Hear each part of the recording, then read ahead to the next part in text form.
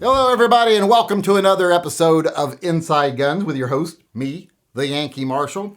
What I want to talk about today isn't necessarily gun-related, but I think it is of great interest and great importance to people who believe in the Constitution, who believe in law and order, and who believe in being a little bit skeptical of our government. What I want to talk about is the events of January 6th, and the fact that one of the first people to plead guilty has been sentenced. Now, there's a couple of things I want to talk about here tonight.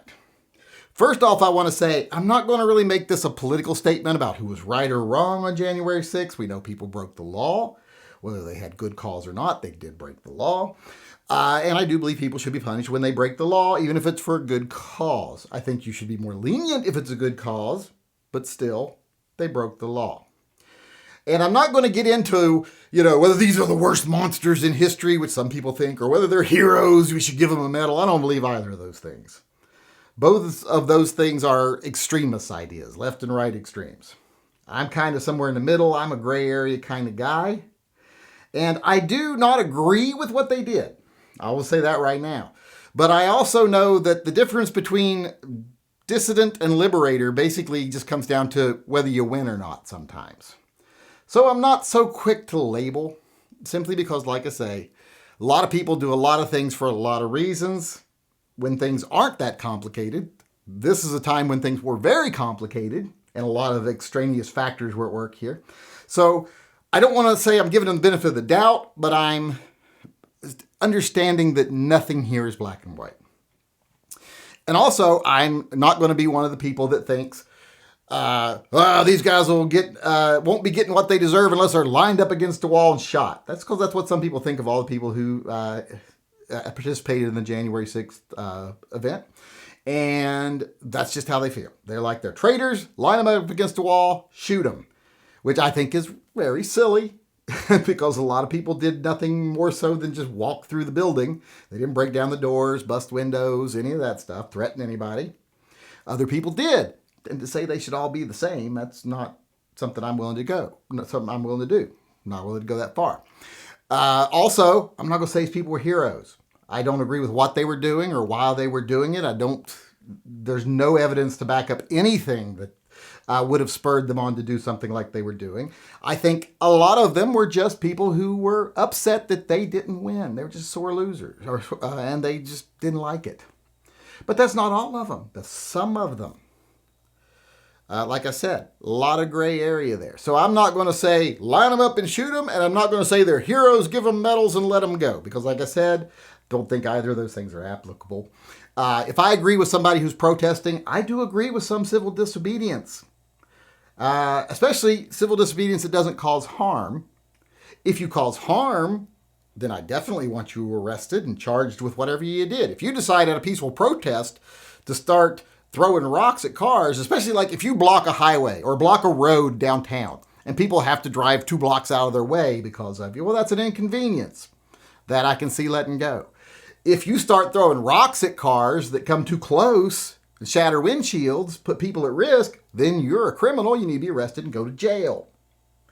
So I kind of feel the same way about January 6th. It kind of is dependent on what you did, to be honest. Did you just inconvenience somebody or did you actually cause harm?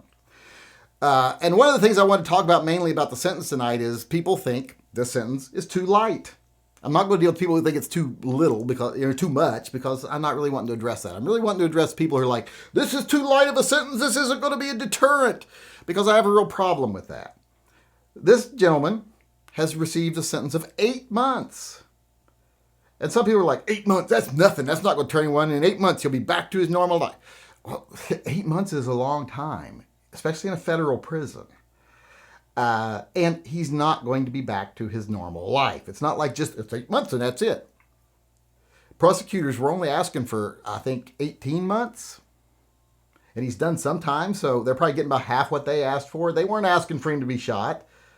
He's just charged with interfering with the acts of Congress, basically sedition. So he wasn't violent. The judge himself pointed out this guy committed no acts of violence. He wasn't one of the ones kicking in the doors, breaking windows, threatening politicians, beating police officers, chasing police officers, pepper spraying people. He was not doing any of those things. Also, he stepped up and pled guilty. He took responsibility for what he did. He said that, he knows he did the wrong thing, but he did it for what he thought were the right reasons because he was following a president that he liked and trusted. I don't believe in liking and trusting politicians, period, so I think he might be of questionable judgment just for doing that. But like I said, not violent, the crime, I'm going to leave it to what it is. Like I said, a lot of gray area there. But 8 months is a pretty serious sentence. And it's not going to go back to just his normal life when this is done. It's not going to happen for those people that are saying that. It's 8 months hard time. Even if he gets out in 6, it's still 6 months in a federal press. I don't want to do it. I'm way too pretty to do that. You know how many times I'd get raped in prison? Even the willing times would be a lot. The unwilling would even be a couple more probably. So I don't even want to think about it. But it's not going to be fun. And also, when he gets out, he's a convicted felon. That's going to dog him for a long time. And plus, a lot of people think he's a traitor for what he did. So this is really going to affect his life for a while. And if he's got, a job now, do you think that job's going to be waiting for him in 8 months? I don't know. Maybe not. If he has an apartment, do you think that apartment's going to sit vacant for 8 months waiting for him to come back? Probably not. If he's got a family that he's supporting, what are they going to do for 8 months? If he's got a girlfriend, do you think she's going to hang around for 8 months while he's in jail? Maybe not. This is going to be a long-lasting effect on his life. And then when he gets out, he's going to have that convicted felon on his resume for a while. Not going to make his life better, that's for sure. He's definitely paying a pretty stiff sentence for what he did, especially if he thought he was doing the right thing. So I don't want to hear any more of the, it's such a light sentence, because it's not a light sentence. This guy is going to suffer a great deal of punishment, and he's going to suffer the consequences for a long time. I tend to lean more towards, I would rather see 6 months. I have to see something, but 8 months, I hate to see anybody ruin their life, especially because of what happened and the circumstances that were there. But, the law's the law. Like I said, thin line between seditionist, traitor, liberator, freedom fighter. Comes down to who wins. So just wanted to say that. But then there was one other thing I wanted to say about him being sentenced and about other people about to be sentenced, etc. I am not okay with any of these people actually getting convicted and sentenced until the politicians that caused this are also held accountable. Why is it the people in the ivory towers can get on their bullhorns and say, charge the Capitol? But then when the people who believe their leaders charge the Capitol, they go, oh, those people? Oh my God, why'd they do that? They wash their hands of it. I don't see any of the politicians, the Mo Brooks or whatever his name is, or any of the other politicians be held accountable for their role in this. And it's not just Republicans. Democrats have a role in this too. There were a lot of Democrats that knew this was going to happen. Just as many of them knew it was going to happen as the Republicans did. Did they choose to beef up security or put barricades up around the doors or anything like that so that it wouldn't happen?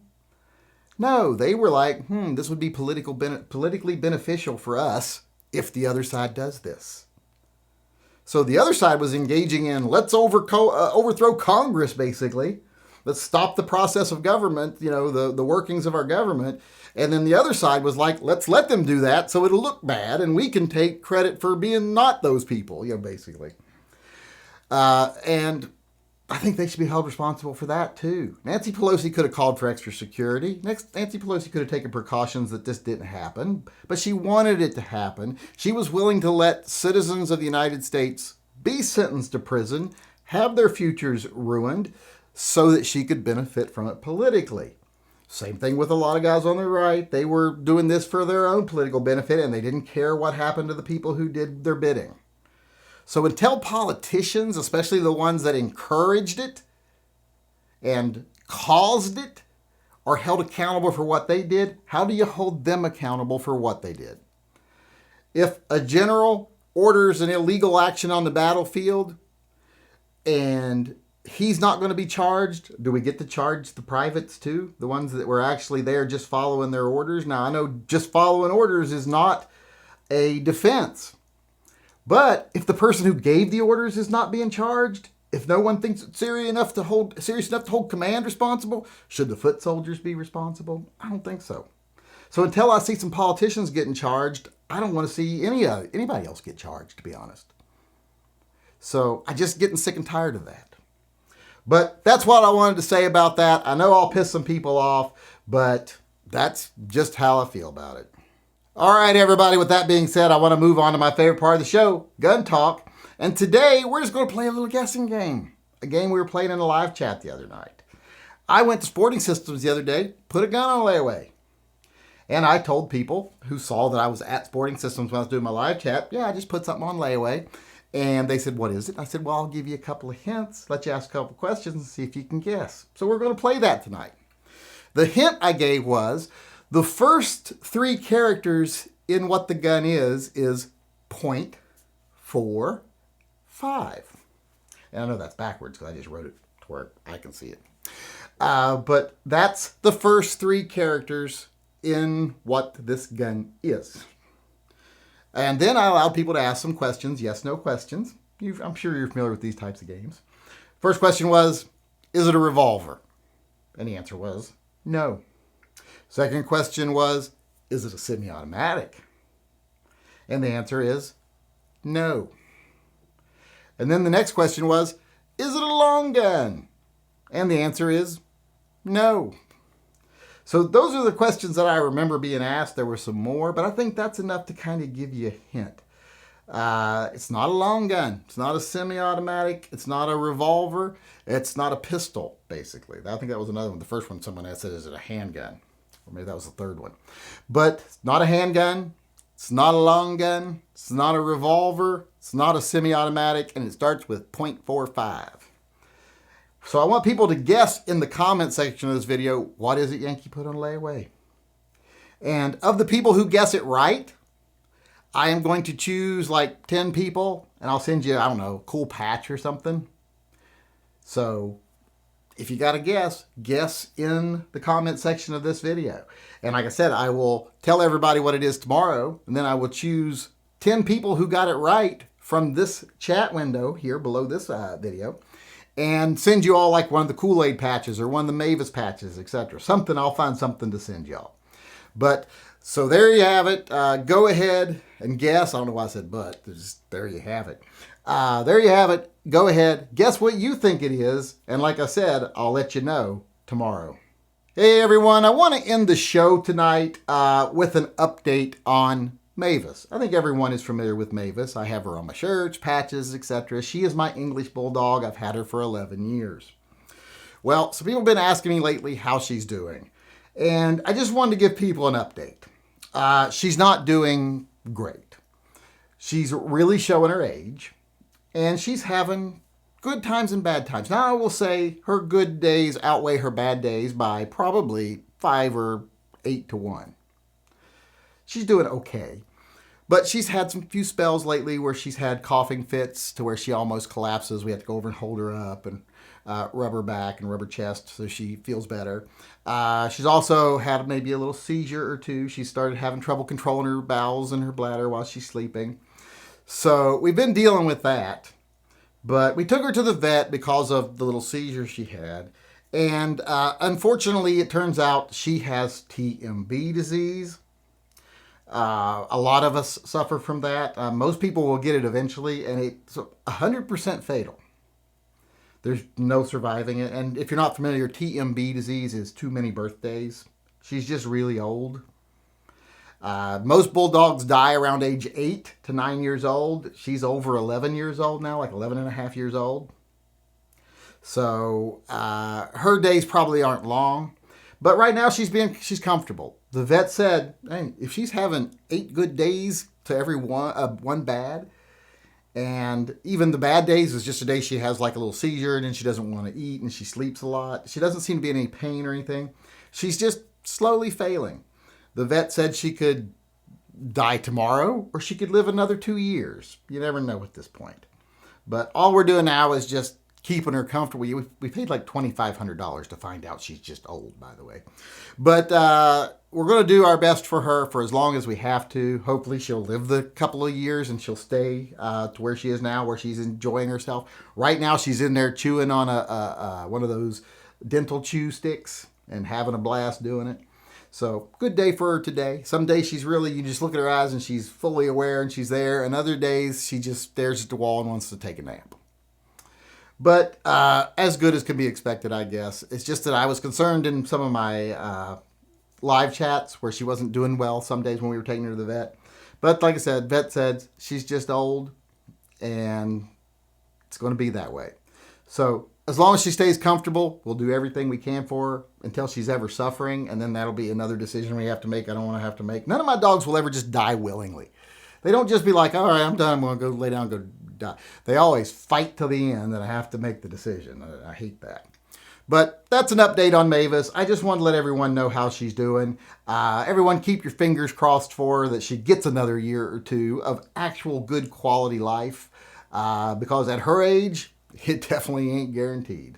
All right, everybody, that's our show for today. I hope you enjoyed it, and I hope you come back again tomorrow. Until then, I just want to sign off as usual by saying, as far as the state of the world today is concerned, it is what it is. It could definitely be a lot worse, but it could be better.